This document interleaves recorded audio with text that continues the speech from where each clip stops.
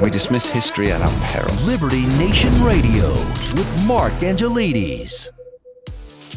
Thomas Paine wrote, "A body of men holding themselves accountable to nobody ought not to be trusted by anybody." And this accountability is something that seems to be sorely lacking in the DC swamp and beyond. We have politicians playing interstate games to position themselves for power, leaders creating apparent truths from whole cloth, and lawmakers openly defying the Constitution, the apparatus, and the people they swore to serve. And yet our media is absent and refuses to do its most basic and important task. Is it any wonder that trust in our institutions has never been lower? Welcome to Liberty Nation Radio here on the Radio America Network. I'm your host, Mark Angelides. And today we ask why California Governor Gavin Newsom is making TV ad spends in Florida, how the GOP appears to have embraced a more diverse approach to elections, why Joe Biden can't seem to get his economic facts right, and how New York Governor Kathy Hochul is openly defying the Supreme Court.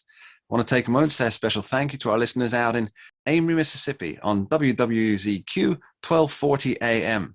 Thanks for being part of the team. And remember, this show is proudly sponsored by LibertyNation.com, where you can access podcasts, breaking news, analysis, and a range of biting and brilliant shows to whet your appetite for freedom and your fondness for the great American Constitution.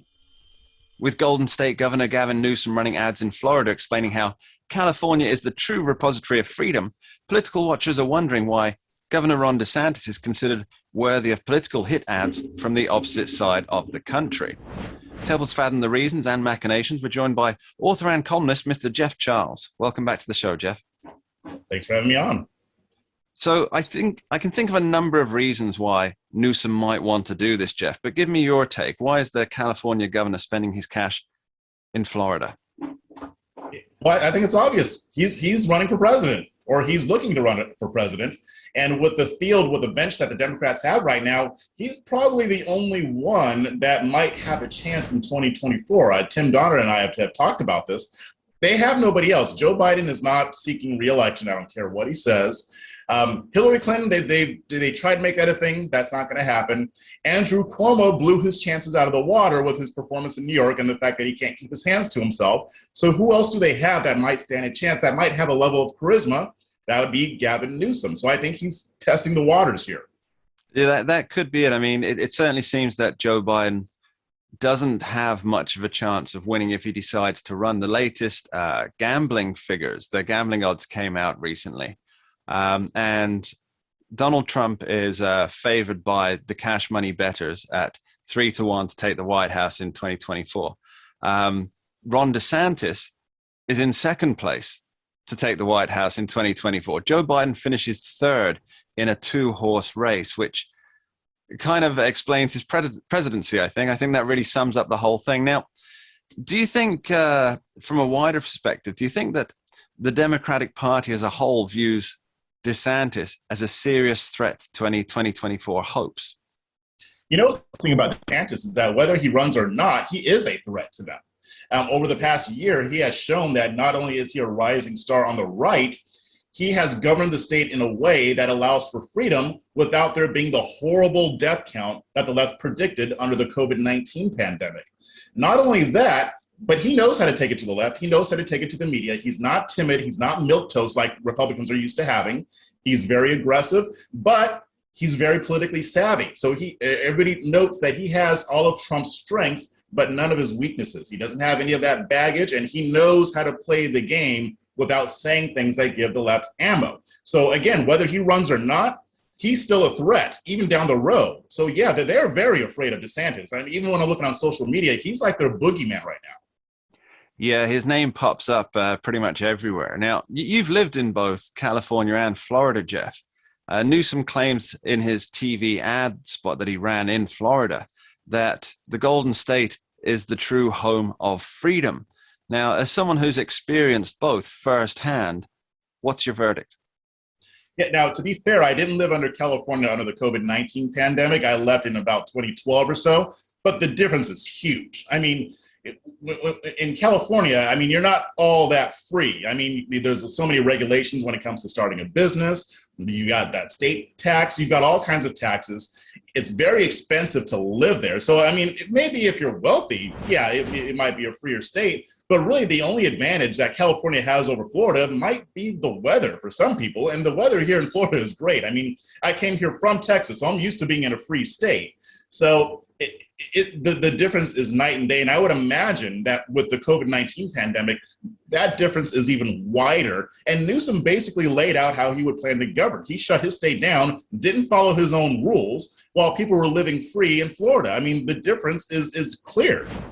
Yeah, that French Laundry incident, that is going to come back and haunt him again and again and again. Now, I wonder if this whole piece of political theater that was produced was not even specifically for the audience of Florida, but rather, as you point out, a grand virtue signal to potential voters around the country. I mean, if he wanted to do some good in his state, he could advertise for more U-Haul trucks to help the numerous people move out, which is what they're doing. And of course, many of those are moving to, what's that place again? What's that place, Jeff? That would be the Sunshine State, Florida. Oh, Florida, that's right, yeah. So is he trying to pull back taxpayers, or is he sending a grand signal across the country, trying to say, look, I can control things on both borders here? What are your thoughts? No, this is a national message. Nobody from Florida is trying to move to California. California lost 250,000 people between 2020 and 2021. From 2010 to now, they've lost 7.5 million people.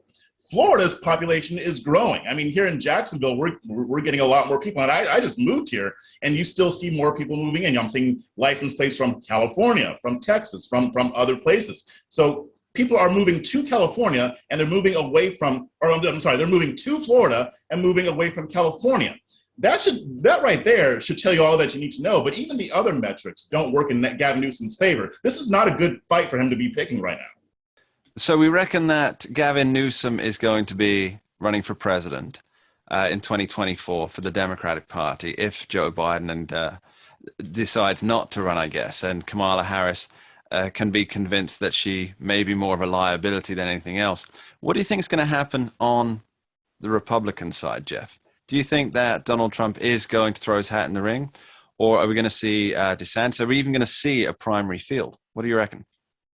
You know, I still think that all indications suggest that Trump plans on throwing his hat in the ring.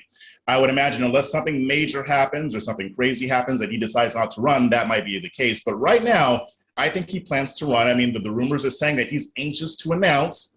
He's chewing at the bit here. So I think he is. And if he does run, we're not going to have much of a primary field. I don't think that DeSantis will run if Trump runs, because DeSantis is politically savvy. He's reading the room. He knows what the polling says. So, yeah, I think if Trump runs, he's going to be the nominee. Okay, yeah, I mean, all the polls point to him winning the Republican primary field.